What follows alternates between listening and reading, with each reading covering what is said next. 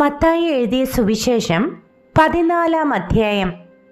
ആ കാലത്ത് ഇടപ്രഭുവായ ഹെരോദാവ് യേശുവിൻ്റെ ശ്രുതി കേട്ടിട്ട്, അവൻ യോഹന്നാൻ സ്നാപകൻ, അവൻ മരിച്ചവരുടെ ഇടയിൽ നിന്ന് ഉയർത്തു, അതുകൊണ്ടാകുന്നു ഈ ശക്തികൾ അവനിൽ വ്യാപരിക്കുന്നത് എന്ന് തൻ്റെ ഭൃത്യന്മാരോട് പറഞ്ഞു. ഹെരോദാവ് തൻ്റെ സഹോദരനായ ഫിലിപ്പോസിന്റെ ഭാര്യ ഹെരോദ്യ നിമിത്തം, അവൾ നിനക്ക് ഭാര്യയായിരിക്കുന്നത് വിഹിതമല്ല എന്ന് യോഹന്നാൻ അവനോട് പറഞ്ഞതുകൊണ്ട് തന്നെ അവനെ പിടിച്ചു കെട്ടി തടവിലാക്കിയിരുന്നു. അവനെ കൊല്ലുവാൻ മനസ്സുണ്ടായിട്ടും പുരുഷാരം അവനെ പ്രവാചകൻ എന്നെണ്ണുകയാൽ അവരെ ഭയപ്പെട്ടു. എന്നാൽ ഹെരോദാവിന്റെ ജനന ദിവസം ആയപ്പോൾ ഹെരോദ്യയുടെ മകൾ സഭാമധ്യേ നൃത്തം ചെയ്ത് ഹെരോദാവിനെ പ്രസാദിപ്പിച്ചു. അതുകൊണ്ട് എന്ത് ചോദിച്ചാലും അവൾക്ക് കൊടുക്കും എന്ന് അവൻ സത്യം ചെയ്ത് വാക്ക് കൊടുത്തു. അവൾ അമ്മയുടെ ഉപദേശപ്രകാരം യോഹന്നാൻ സ്നാപകന്റെ തല ഒരു താലത്തിൽ തരയണം എന്ന് പറഞ്ഞു. രാജാവ് ദുഃഖിച്ചു എങ്കിലും ചെയ്ത സത്യത്തെയും വിരുന്നുകാരെയും വിചാരിച്ച് അത് കൊടുപ്പാൻ കൽപ്പിച്ചു. ആളയച്ച് തടവിൽ യോഹന്നാനെ ശിരച്ഛേദം ചെയ്യിച്ചു. അവന്റെ തല ഒരു താലത്തിൽ കൊണ്ടുവന്ന് ബാലയ്ക്ക് കൊടുത്തു. അവൾ അമ്മയ്ക്ക് കൊണ്ടുപോയി കൊടുത്തു. അവന്റെ ശിഷ്യന്മാർ ചെന്ന് ഉടലെടുത്ത് കുഴിച്ചിട്ടു. പിന്നെ വന്ന് യേശുവിനെ അറിയിച്ചു.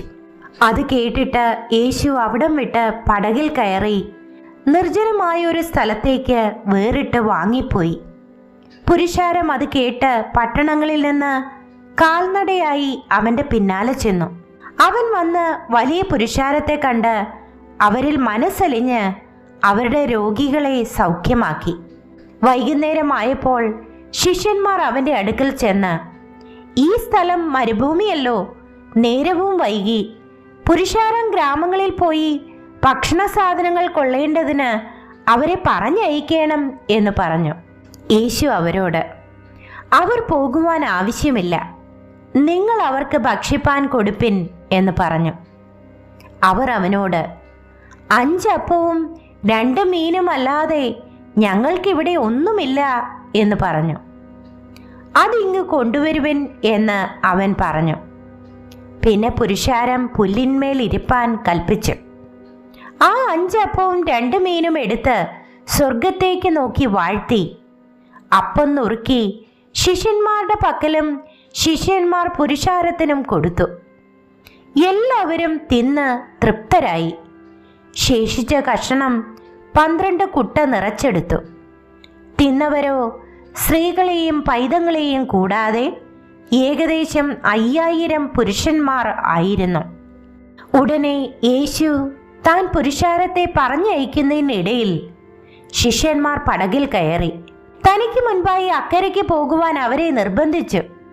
അവൻ പുരുഷാരത്തെ പറഞ്ഞയച്ചിട്ട് പ്രാർത്ഥിപ്പാൻ തനിയെ മലയിൽ കയറിപ്പോയി. വൈകുന്നേരമായപ്പോൾ ഏകനായി അവിടെ ഇരുന്നു. പടകോ കരവിട്ട് പല നാഴിക ദൂരത്തായി. കാറ്റ് പ്രതികൂലമാകൊണ്ട് തിരകളാൽ വലഞ്ഞിരുന്നു. രാത്രിയിലെ 4-ാം യാമത്തിൽ അവൻ കടലിന്മേൽ നടന്ന് അവരുടെ അടുക്കൽ വന്നു. അവൻ കടലിന്മേൽ നടക്കുന്നത് കണ്ടിട്ട് ശിഷ്യന്മാർ ഭ്രമിച്ചു.